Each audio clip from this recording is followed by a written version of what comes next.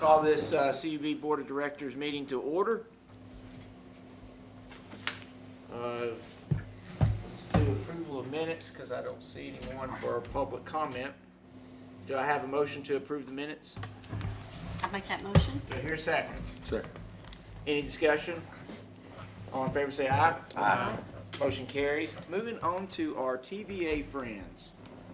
Mr. Chairman, I am pleased as I can be. I've had many years of experience with at least two of these very nice people. We're fortunate to have Cindy Herron. She's Vice President at TVA, and Robbie Ansary, who we see quite often as our Customer Relations Manager, and Troy Eichenberg. I'm sorry, Eichenberg. And we're thrilled that you're here for the first time. You didn't get water, so you don't have to pay that dollar. Robbie did, and you're at $2 so far. I'll have to pay for parking outside. Great, that's great. And Cindy, I know that you're here. You want to recognize Cub after 10 years through this DVR, and we are so appreciative that you're here to do that. Well, thank you. It's my honor and my privilege, and I'm speaking on behalf of Robbie and Troy here with me, to be here and just to publicly recognize the partnership and the participation of Clinton Utilities Board. You guys know TVA's Power Grid. We're always to supply electricity to everyone all the time. That's the goal of what we have. Even when power is so high in the heat of the summer or so cold in dead winter. And rather than building costly power plants that would always serve that load for just some of those peaks, instead of building, we developed demand response programs we partner with local power companies and valley businesses to provide that demand at those times when it's most needed. And that gives the valley about 1,600 megawatts of carbon-free alternative to building generation. So we are here tonight to recognize Clinton Utilities Board for being an exceptional partner and participant in one of those programs called Energy Right Demand Response Dispatchable Voltage Regulation Program. You'll hear me refer to it as DVR. So, in fact, when Clinton joined the program in September 2011, they were only one of 16 LPCs who even qualified to submit the proposal. And then I have to brag on you guys because you were the very first DVR participant in the Valley. And at that time, Greg talks about how this was 10, 11 years ago. Van Wardlaw was the executive vice president of TVA, and he wrote your system a letter. And I'm going to read here because he recognized Clinton Utilities Board as successfully activating DVR as part of TVA's Smart Grid initiative and being the first distributor to do that. And then he went on to say that CUB has emerged as a leader in smart grid technology with experience that will benefit other distributors throughout the valley in the years to come. And here we are now, all these years later, and y'all were the first participant and you received $3.3 million grant. That's because you guys successfully demonstrated that you could provide 6.5 megawatts to our system should we need to call on it in those peak demand times. And we often refer to this as a virtual power plant. And so I think you should take great pride in what you've been able to do here with this utility as being the one to actually design, build, and then use that first virtual power plant. And when I think about these 6.5 megawatts, what's that equivalent to? I always like to put it in terms of what people could think about. It's equivalent to 2.7 wind turbines or 10% of a big combustion turbine. So it is making a difference. And I have to brag a little bit more because in this, as we began to call on DVR, y'all were the first and only participant in the first four events that we called. And since September of 2011, there have been 37 events. You guys have always consistently answered the calls early. You have demonstrated your reliability, your accountability. The performance has been outstanding. That's allowed TVA, this program, for us to have about 150 hours of peak demand, saving energy and helping keep lights on for everyone within the valley. But not only did it help us save our peak demand, it's also directly impacted your bottom line by saving your ratepayers millions over those 10 years. Now, I've not personally calculated the numbers, but if there's one thing I know, Greg Fay knows numbers. And he tells me that y'all have actually saved over $10 million to date That's with correct. this program. And so I want to give special kudos to Todd Loggins, who has got a superior knowledge of this high-tech technology like no other. So you've been an amazing partner. And then I also want to give special thanks and recognition to Greg Fay.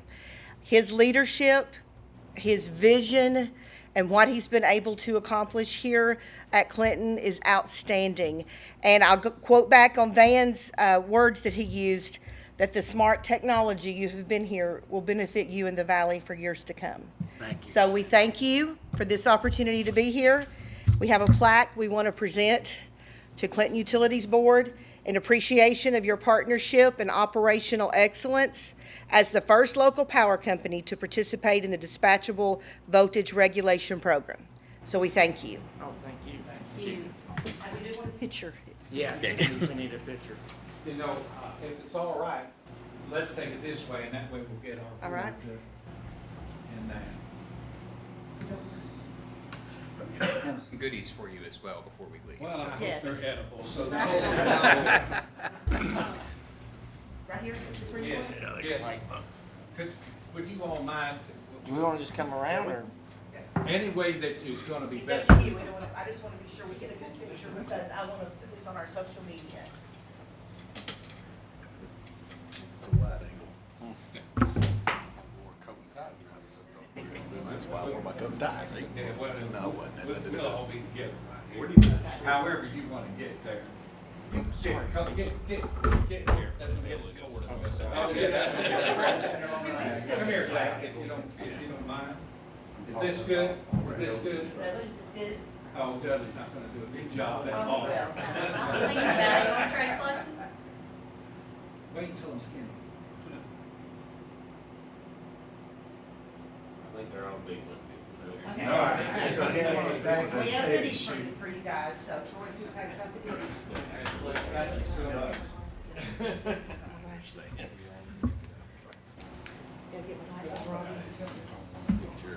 Yes, yes. So thank you notes, and then we will move on to others. Oh, yes, as I mentioned more than once. Yeah, and I'll, there's no question, there is no way that we can minimize the contribution Ernie Bowles made to all this. Everyone agrees he's a genius. And Absolutely. He has done such a great job, and we benefit from that. Dudley, see if you can't find this month, so we can show them what this month is. Thank you. Yeah. Thank you. We peaked in February the 7th. What I need to give you something back in return. You are is current. 6.5 kilowatts. Cindy, this is $71,208. Thank you. Thank you, sir. That was just that. That's That's good. just 1 month. Yeah. Oh, That's cool, thank 1 you. month. Yeah. And you can clearly see there how they're shaving the pig. Thank you. Whether or not we call on it. That's exactly right. Yes. Well, it saves us That's right. $10.35 a KW. And you know those? Oh, that's right. Well, y'all are so kind. And a couple of what Cindy said, it has been a true pleasure working with Todd, because he sees the data very responsibly. He's impressive, isn't he? Amazing person to work with. Thank you so much, Buddy. Now, the little lights that'll come down and shine on the plaque, Are they coming? We'll pick something out on Amazon and send you the bill. Thank you for coming. Thank you so much. Appreciate it. Well, got little lights here. See you. Take care. Travel safe.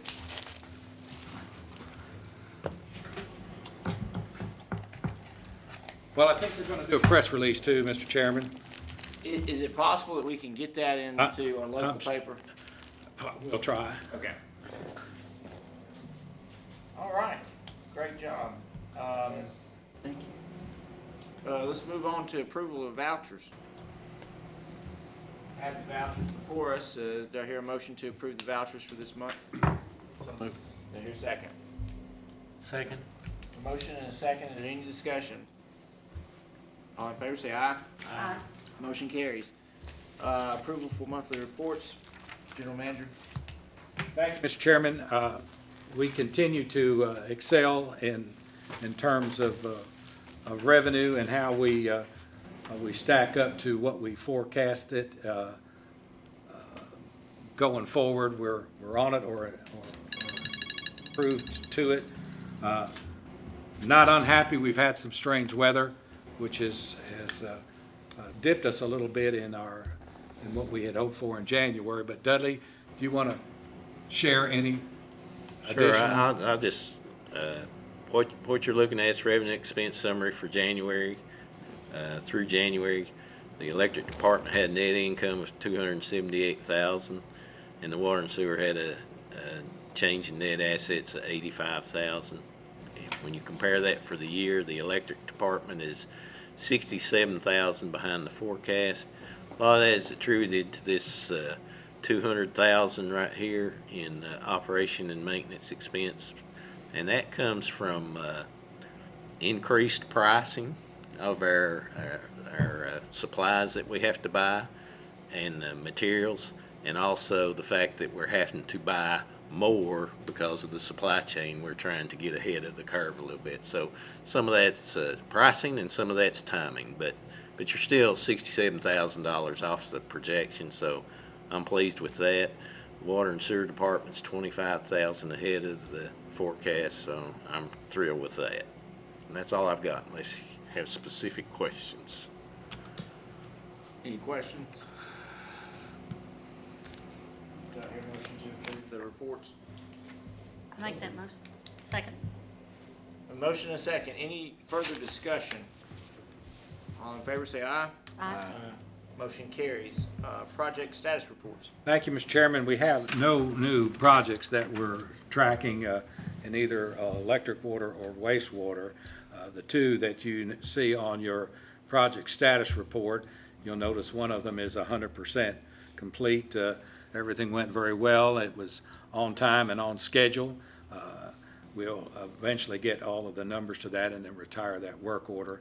And there's, as far as aerial cable on Oak Lake City Highway, that project is also going very well and should be completed by the end of June, is what we're now estimating a finish time on that project. But again, we've talked about these projects, and I'll be glad to answer any additional questions you may have. Does anybody on the board have any questions about the project status? Hearing none, moving on to the approval of purchase orders. You'll notice that this is a transformer quote. These are pole mounts, which is different than the pad mounts for the underground. These pole mount transformers, and we went through, we always go through an evaluation for losses. We price those out, and we're recommending that we do a PO to Gresco, who is really $24,580 higher than the lowest bid. But through our evaluation, it nets out right about perfect. We have a $13 savings. So it's not that we would go through this gyration for $13. What the kicker was is we've got a better than an 8-month improvement on delivery. So where we're rocking 29 to 33 months is what we're saving on this delivery. So we recommend, because we the evaluated bid is the lowest bid, but also the delivery is significantly better than what we would have been dealing with the other low bid at 78 weeks. Do I hear a motion to approve? So moved. Do I hear a second? Second. With a motion and a second, any discussion? All in favor say aye. Aye. Motion approved, on to the work orders. Thank you, Mr. Chairman. We're recommending that the board approve work order number 1395. This is an electrical work order, and it deals with aerial cable on Nafe Road. It's a tie line up by Marlow area in Oliver Springs. And what we want to do is we want to replace that cable. It's a budgetary item. It's $180,000 in budget. So we estimate the total cost to be $172.40.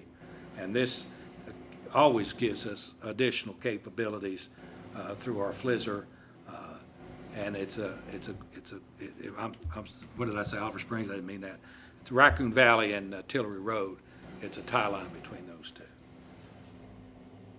Do I hear approval for the work order? I'll make that motion. Second. With a motion and a second, is there any discussion? Hearing none, all in favor say aye. Aye. Motion approves. Moving on to item 10. Thank you, Mr. Chairman. It deals with an authority to sign a contract with TDOT. We do have an issue there that I think Todd's been working on since the last fall. It's 22 poles that have to be moved. They're building a bridge off of Brushy Creek, isn't it? Brushy Creek and Marlow on Highway Yeah. 61. So we've got 20 poles that are on the state right-of-way, and we get 50% reimbursement for that. We've got 2 poles that are on private property.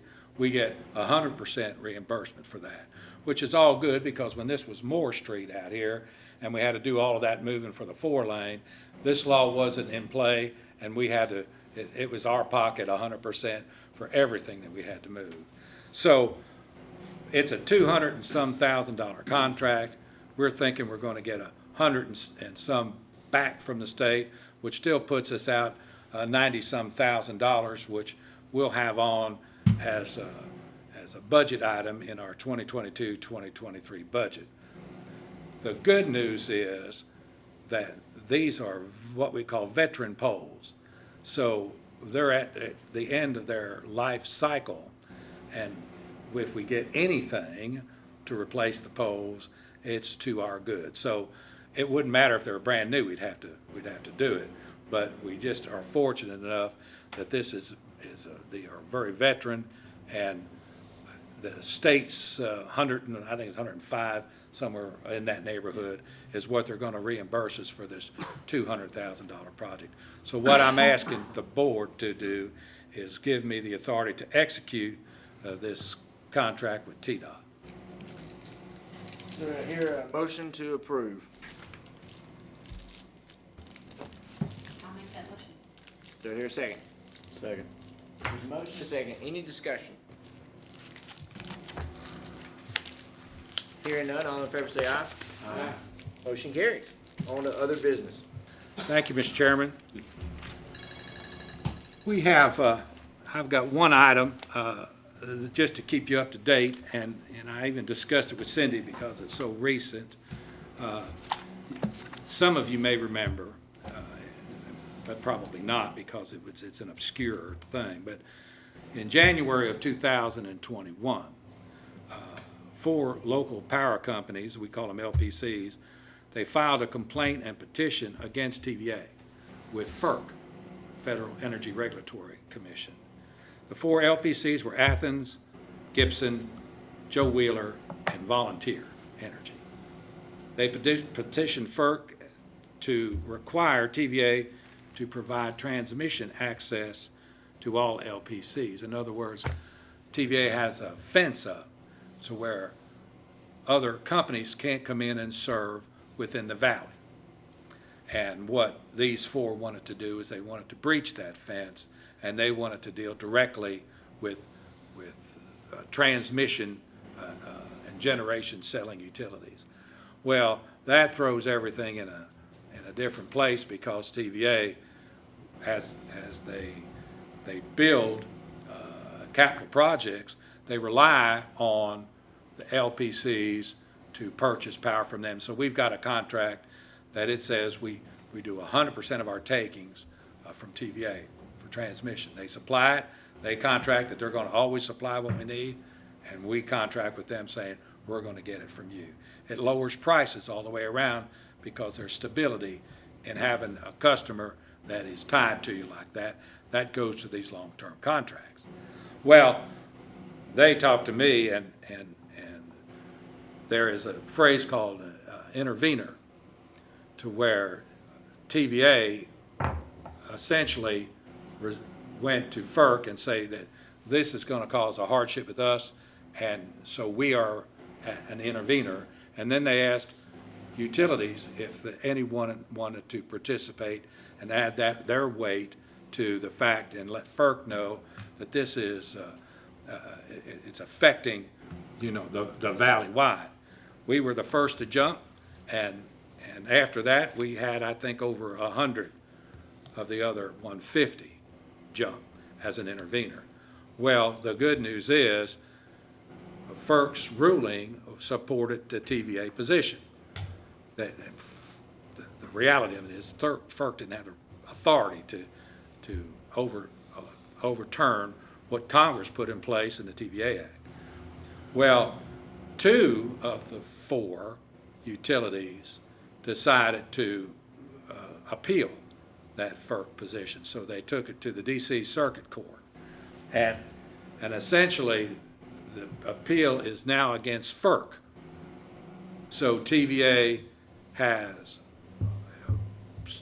intervened to support the FERC position. And CUB has also intervening with them to support that TVA position, and my guess is that there'll be a significant amount of other utilities doing the same thing, because we would lose if they were successful in doing that, and they don't have a chance at all to be successful in doing this. I think, how much money have we gotten, Dudley, since we signed that contract? And by the way, we were the first to do that too. I love that phrase, first. $3 million. $3 million. Now, you take a utility like Volunteer, and they're significant, they're larger than we are, but what they've left on the table could be easily $10 million. So, I mean, I don't know how you tell your ratepayers and your board that you, because you're stubbornly trying to work against TVA, you have literally cost your local ratepayers $10 million. We literally enhanced our ratepayers by now over $3 million. Well, one of the utilities, that manager's not there anymore, because I'm thinking that there's a chance that maybe the board finally said, what are you doing? So I think 149 or something utilities have signed this long-term contract agreement. I think there's only 4 or 5 at the most that haven't done that. And I don't know how they can justify that, but I'm sure that's up to them. But TVA looks to us as a leader in that, and we do have influence with other utilities. That's part of the leadership role. I'm going to Nashville, well, really Franklin. We have an all-partners meeting that I'm invited to, and I'm going down there. They're going to interview me as part of that, and I think they're going to put some of that out there as an LPC, how we respond to all of this. So, I mean, it's all a very positive thing. CUB is in a much better position, and those that followed our lead on that are in a much better position. And as you know, to get to the long-term contract, it was a process that I was charged by TVPPA, that represents all the power distributors, as being one of the negotiators in order to negotiate the contract that provided us this credit and also provided the understanding if TVA was sold, because that was one of the issues, the protections that we would have as a utility in terms of rates and everything else, and our ability to have the flexibility if we want to get into creative solar, or partner with these small nuclears, we've got 5% of the KW takings flexibility to do that.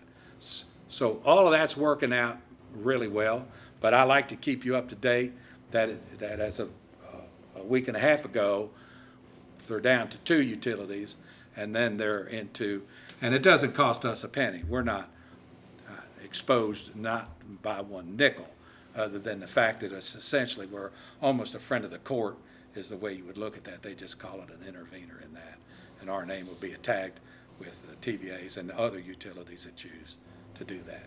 So I say all that just to keep you up to speed. I also wanted to give you this is granular, but it is on your board book. But we had an incident. Would you mind passing that down, Tom? We had an incident last week, Wednesday, March the 2nd. Our Andersonville sub lost power. It was at 10:22 at night, Wednesday night. And Andersonville, we've got our industrial park, David Jones Industrial Park is coming off of that sub. So we lost 3,905 customers and businesses along with our industrial park went in the dark at 10:22. That's 5 breakers out of the sub got de-energized. Now, our FLISR program, which is instantaneous monitoring, instantaneously activated and immediately identified and classified the loss of power at our Andersonville sub as internal. And because it's internal, we don't have to wait 60 seconds for TVA to try to clear it. If it's external, there's a problem with TVA that lost power to the sub.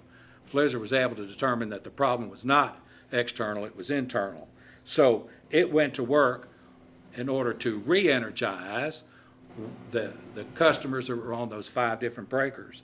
And in 26 seconds, it returned 412 customers back to power because it took it off our Buffalo Road substation. And a second later, out of the Hines Valley substation, it brought back on 1,375 customers total, because it added 963. A second later, it added 808 out of Buffalo Road substation, and at 13 seconds later, and again out of Buffalo, it put on the remaining 1,722. So in 41 seconds, we had 3,905 customers, and the industrial park back online. Now, you've heard this or something similar to this before. I wanted to give you something in hard copy because we went further in depth to look at what would have happened if we didn't have FLISR.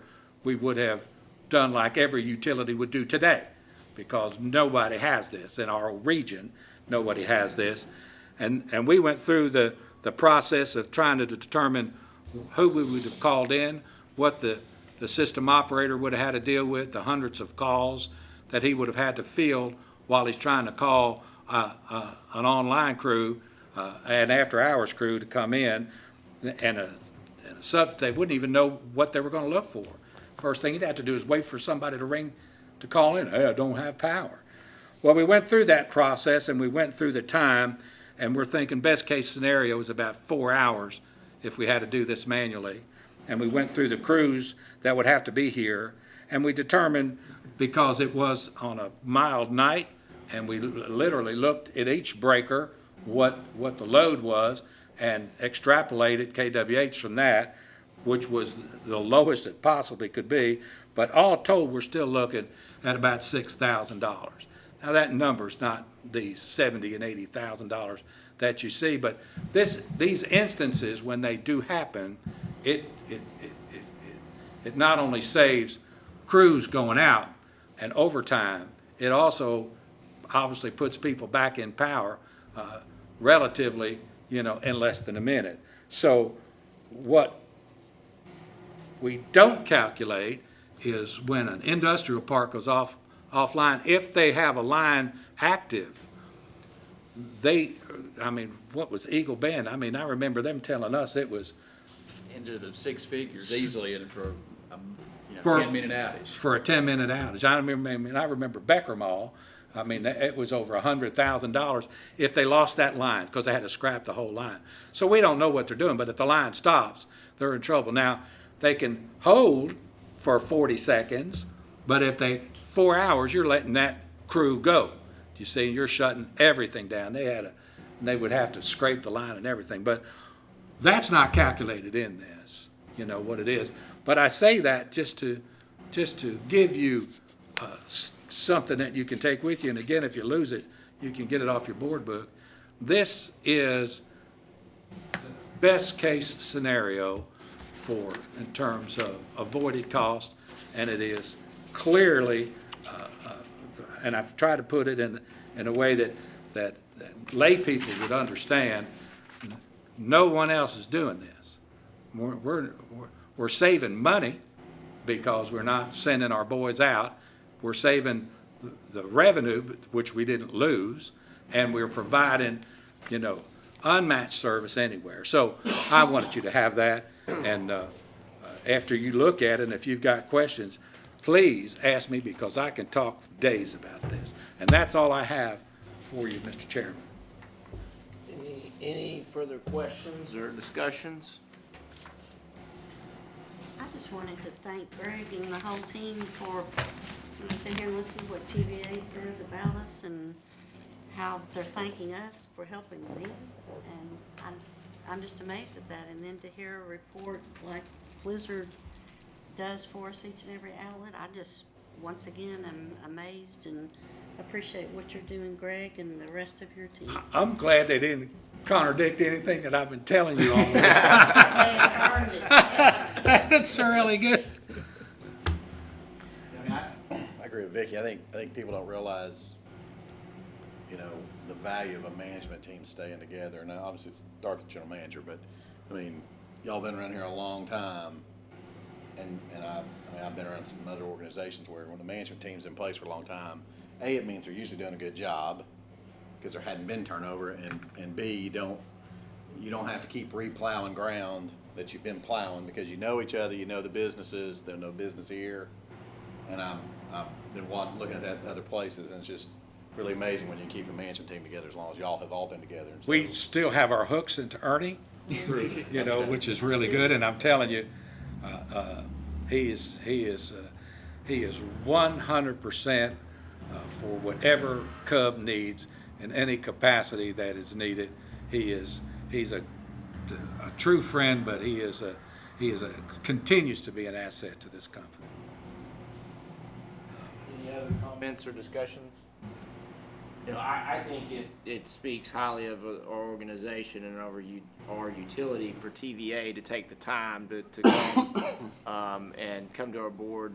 It's at 5:30 in the evening, and to present us and to acknowledge us. They certainly don't have to. And to think that the Tennessee Valley Authority dispatched representatives, vice president of that entity to come here to basically tell us, to reaffirm and confirm what we've already knew, speaks volumes, I think, of the excellence of Clinton Utility. And it's a great credit to our management.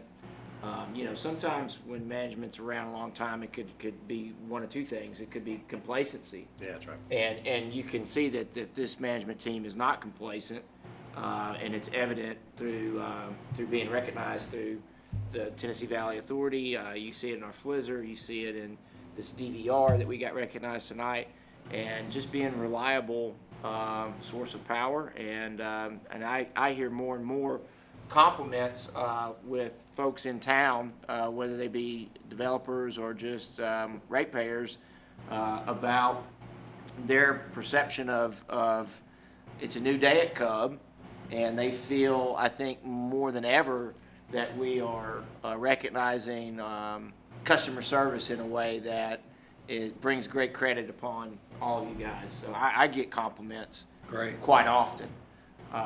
So that's, having said that, any other discussions or comments? Hearing none, I will adjourn.